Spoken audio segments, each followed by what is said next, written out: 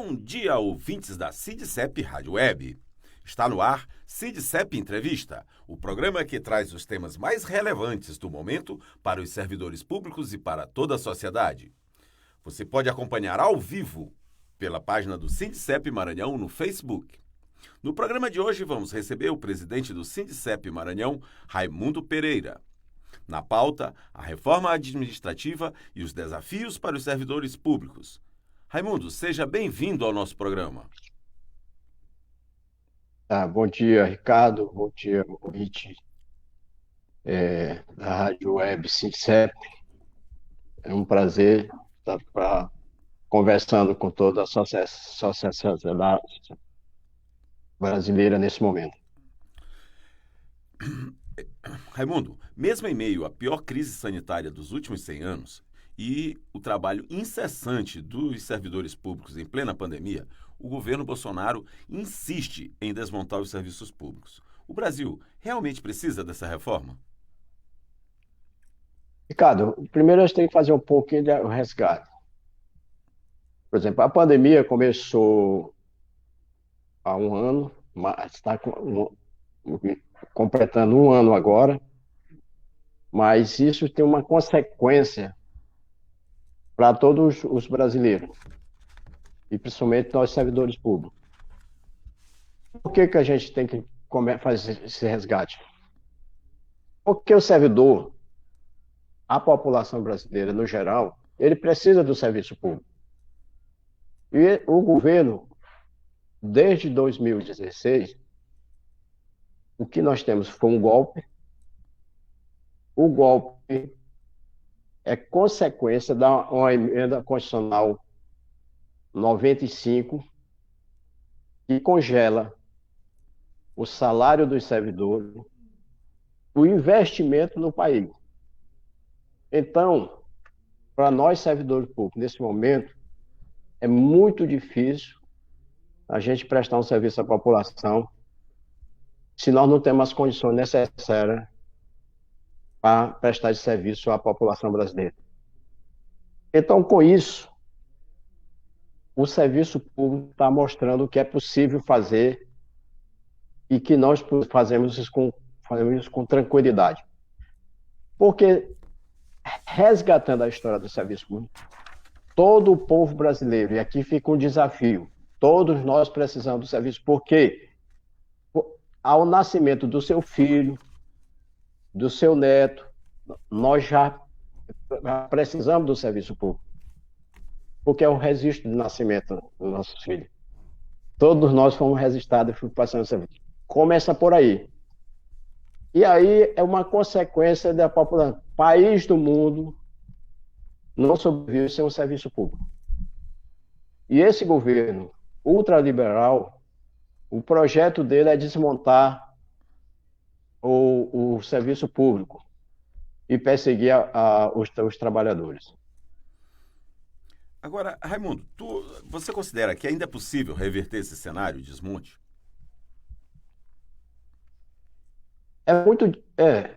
A gente não pode perder a esperança do esperançado, não a esperança porque o papel nosso, como movimento social, como sindicato, é estar o tempo todo na luta. É possível? Mas nós temos um exemplo, nós temos um Congresso, um Senado hoje, que a maioria não tem compromisso com os trabalhadores. A prova disso foi a reforma da Previdência, a reforma trabalhista. Em consequência da reforma trabalhista, o governo agora quer fazer a reforma administrativa, que é o desmonte do serviço público brasileiro. E quais as Mas alternativas? É possível, sim. Continua. É possível, sim. Desde que a gente esteja unidade, a população brasileira tem que nos ajudar nesse momento, porque nós precisamos do serviço público. O servidor público, tanto ele faz ser federal, estadual e municipal, é importante que venha para a luta nesse momento, Nós somos hoje prejudicados, não por conta da pandemia, porque a gente não pode, e aí nós temos que ter responsabilidade com a população de se manter o distanciamento, manter a máscara. Então ficou difícil a gente fazer grandes mobilização de rua. Mas é possível sim. Eu acho que a população já entendeu da irresponsabilidade que esse governo está fazendo com toda a população brasileira. Raimundo, agora sim, quais as alternativas que os servidores têm para frear essa reforma administrativa? Porque, afinal, o presidente da Câmara já encaminhou, né, para tramitar na CCJ. O que se pode fazer para... Qual a alternativa para isso tudo? O primeiro que nós temos que acompanhar aqui no nosso estado, a bancada do nosso estado. Nós somos 18 deputados, do qual 14 votou contra os trabalhadores e as trabalhadoras. E os 3 senadores, e um vota contra os trabalhadores. Então, nós temos aí uma diferença muito grande da nossa bancada, porque juntando isso seria 15 votos contra 4 votos, só da bancada maranhense. Mas não seria o Mas a caso da gente gente... vai acompanhar todo o processo desenrolar na Câmara de Constituição e Justiça do Congresso. Porque nós entendemos, e aí, para nós temos na comissão tem deputados e senadores também que são contra e são a favor dos trabalhadores. Então, vão estar mostrando lá, vão fazer força para que eles não possam passar a reforma da maneira. Na verdade, nós, CONDICEF, PENADICEF e SINCEF, nós queremos que retire essa pauta do Congresso Nacional. Essa é a nossa proposta.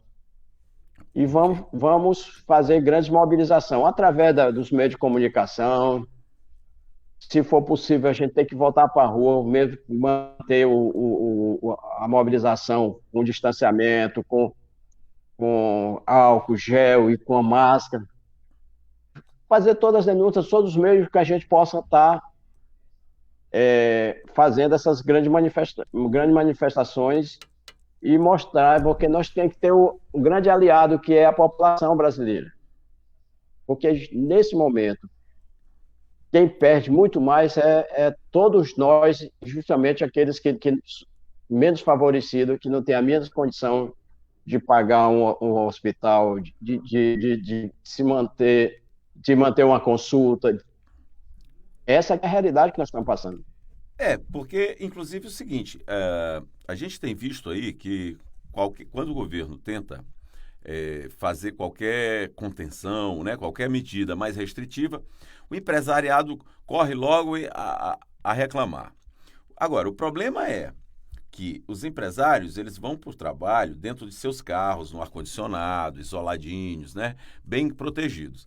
E a grande população, a grande maioria da população, os trabalhadores, eles vão como? Vão em ônibus cheios, tem uma situação, inclusive médico-social, bem inferior, né? A maioria não sabe nem o que é fazer um exame preventivo ou de rotina, e são obrigados a enfrentar isso aí.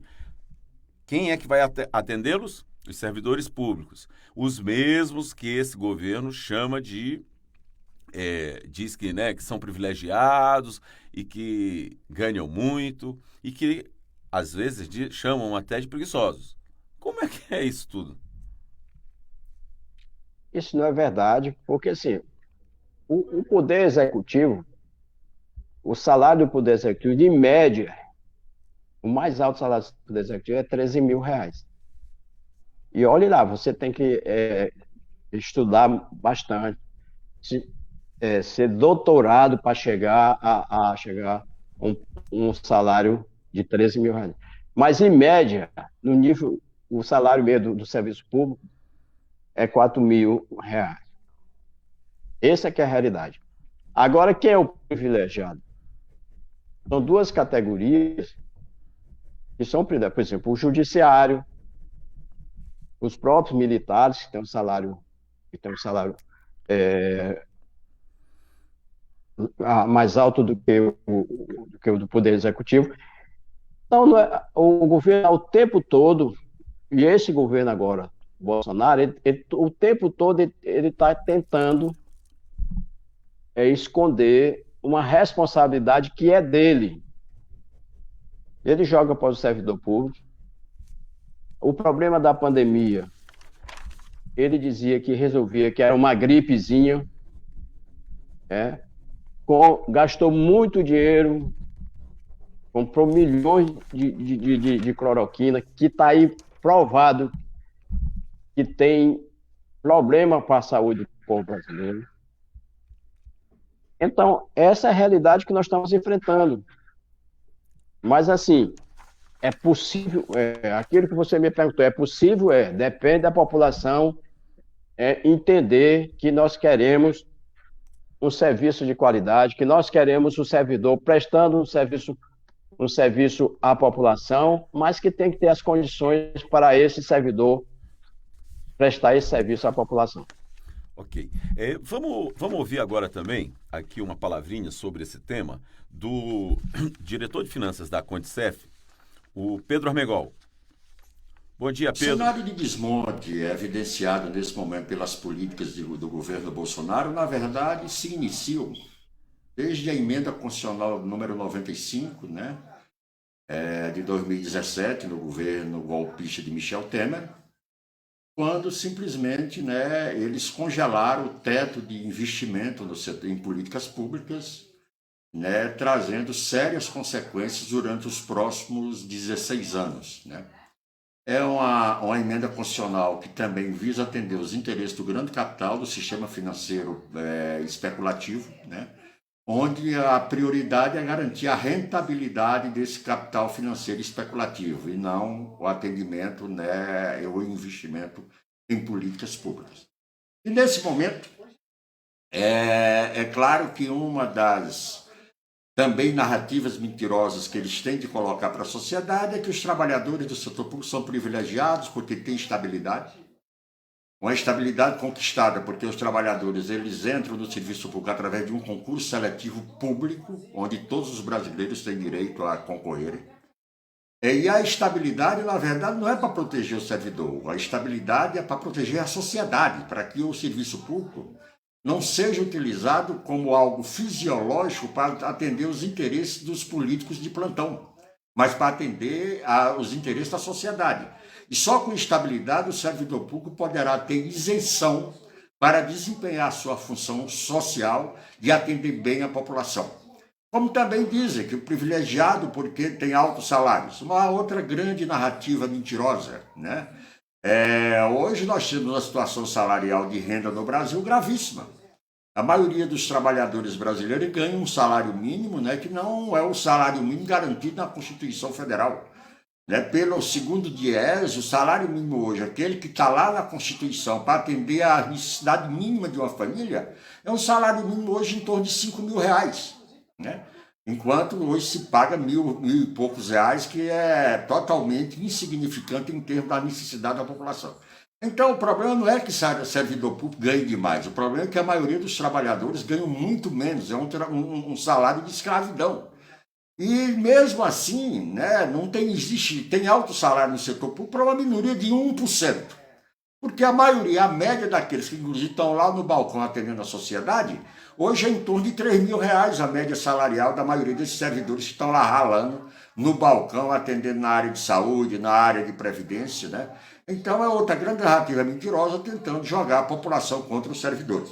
Então, para desmontar esse cenário de desmonte, nós não temos outra alternativa que não seja desconstruir essas narrativas mentirosas que eles utilizam, né, secularmente para manipular o senso crítico da população em relação ao servidor público, né, desviando do foco que não tem serviço público de qualidade, não é por culpa do servidor, mas por governos que não têm compromisso social, têm compromisso só com o grande capital e que naturalmente usam o servidor como bode expiatório para justificar a carência de política pública. Então, é nesse enfrentamento de disputa e de narrativa que nós vamos reverter esse quadro, esse cenário de desmonte do Estado brasileiro. Obrigado.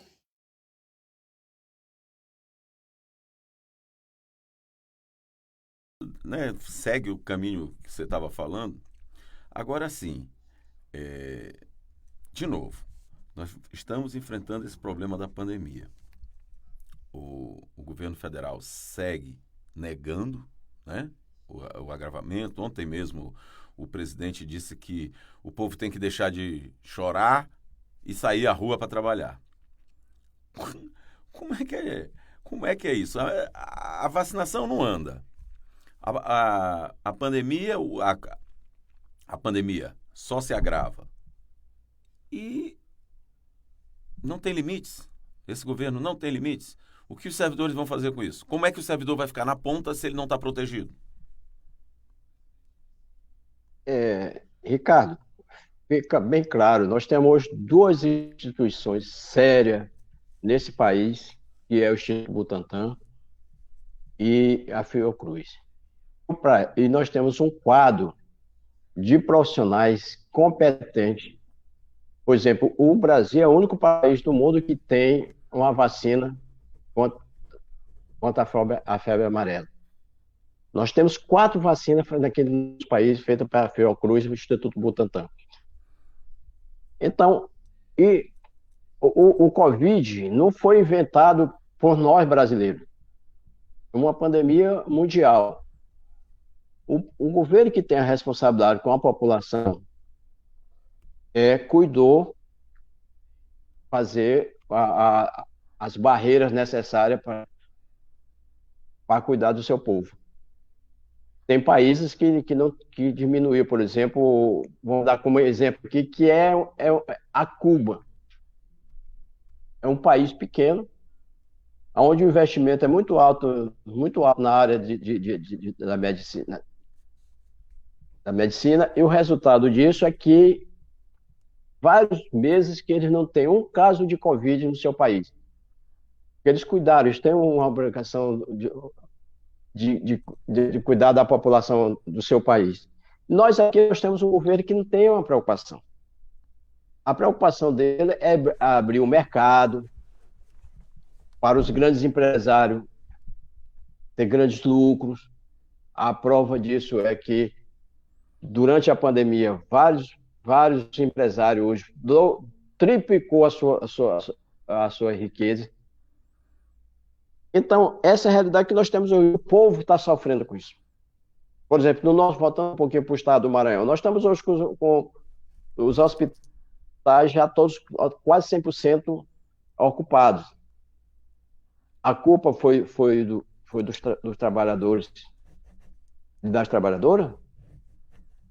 Os trabalhadores, principalmente do Sistema Único de Saúde, estão lá em frente prestando à população brasileira. Por conta disso, nós já perdemos vários profissionais que estavam na frente aí combatendo e prestando serviço à população brasileira. Então, é justamente aí que nós queremos, fortalecer o SUS, porque se não fosse o Sistema Único de Saúde, a situação do Brasil estaria pior. Verdade. Certo? Essa aqui, né? Seria pior. Então, um governo desse, que fica o tempo todo negando que não existe pandemia, que vai abrir o mercado, o consumo, e por conta disso nós temos o desemprego. O desemprego já vinha desde dos anos anteriores, que tinha uma média de 12 milhões de brasileiros desempregados. Com a pandemia aumentou. O país vai consumir o quê? Se não tem emprego. O pai de família hoje, que não tem emprego, que não tem de onde tirar para comprar o necessário, que é da sua sobrevivência, o arroz, o feijão e o gás de cozinha. Eu não vou entrar nem no mérito da gasolina, porque a gasolina já é uma classe média que tem o seu carro. Eu já quero saber aqueles trabalhadores, aquela trabalhadora que não tem um emprego, não tem a mínima condição de comprar um gás de cozinha para fazer a sua comida, que é o necessário. Nós, movimento sindical, tem que ter essa preocupação de estar discutindo com a sociedade, dizer é possível fazer uma sociedade diferente? Desde que a gente tenha um governo comprometido com a população brasileira e tenha um cuidado com os mais pobres. Agora, Raimundo, fala-se também aqui, está chegando aí a hora da volta às aulas. Como é que está sendo feito isso? Nos institutos federais, os alunos vão votar? Como é que vai ser isso? O sindicato já tem essa informação? Olha, nós já conversamos agora, até com a última reunião que a gente teve com o próprio reitor do Instituto Federal, e a gente está discutindo, porque eles estão vendo um calendário, como voltar às aulas. Primeiro, é que não dá para se fazer aglomeração, principalmente dos alunos, porque você sabe que o aluno, eles gostam muito de estar próximo, de se abraçarem, e na volta deles é muito importante que os seus amigos, suas amigas estão fazendo isso. E a maioria dos alunos, eles não têm um celular para assistir a aula. Então é uma dificuldade muito grande. O Instituto abriu agora 5.000 vagas para alunos, e eles vão fazer um processo seletista para escolher. É o sorteio, mas nós, os trabalhadores, admissão, né? Os professores, os administrativos, a nossa proposta é que seja. E aí, que dá não é uma realidade, mas existe uma esperança de que a vacina possa resolver o problema de saúde da população, de toda a população de uma maneira geral. Porque nós só vamos ter eficácia de uma vacina agora, nesse momento, no prazo de 1 ano, 2 anos a 5 anos. Esse é o período que a gente vai dizer assim, a vacina é 100%. Mas essa é a esperança que nós temos agora de todo o povo brasileiro. O que nós queremos, e aí está difícil, o governo o tempo todo negando, que não tem um planejamento para fazer uma campanha de vacinação geral a toda a população. Então fica difícil a volta dos alunos e dos professores à sala de aula. Mas já foi sinalizado se vai voltar ou não? Já tem data? Tem uma data já de agora para voltar dia 22, e a gente nós vamos voltar a conversar com a direção do Instituto e dos outros, e da própria universidade, para saber como vai ser o andamento, para o aluno não ser prejudicado. Que a maioria dos alunos, durante a pandemia, já foram prejudicados. Você viu o índice de reprovação muito alto, né? Do ano passado. Ontem eu vi uma entrevista de uma mãe de família consciente, que ela disse que quer que o filho dela repita o ano porque ele não aprendeu o ano passado nada. Então não adianta ele passar de ano se ele não aprendeu o suficiente para se manter a ascensão dele na escola. Tá. Raimundo, mas, por exemplo, a rede privada aqui em São Luís, né, voltou e várias escolas já fecharam, exatamente por casos de Covid. Qual é a preocupação? Por que eu estou voltando a perguntar sobre isso? É porque agora tem tido, né, as estatísticas estão dizendo que o número de jovens é muito grande, né, de jovens que estão precisando, inclusive, de atendimento médico. Muito grande. E se isso está acontecendo com eles, imagina com os professores, que têm uma idade mais avançada. E aí, volto a perguntar. Tem alguma proposta já do próprio sindicato em relação a isso? Não, proposta do nosso sindicato é que, enquanto não se resolver o problema da pandemia, os servidores não voltem a trabalhar. Por quê? Por exemplo, vamos dar aqui um exemplo de São Paulo. Eles voltaram, inclusive os privados e o setor público, mas a POSP já entrou de greve dizendo que a maioria, 70% dos profissionais da área de educação não voltaram a trabalhar. Né? Mesmo de um processo da pandemia, uma sala de aula que tinha 30 alunos, eles vão fazer somente com 15, mantendo o distanciamento, mas a pandemia que está vindo agora, segundo os especialistas, ela vem mais forte do que a primeira. Então, é uma preocupação Nós estamos numa categoria com a idade avançada. Você vê nós aqui no Maranhão, servidores públicos, nós temos um quadro de servidores com a idade a maioria de 60 anos. Essa é a realidade. Nós vamos voltar à sala de aula, quais são as condições? Certo? O que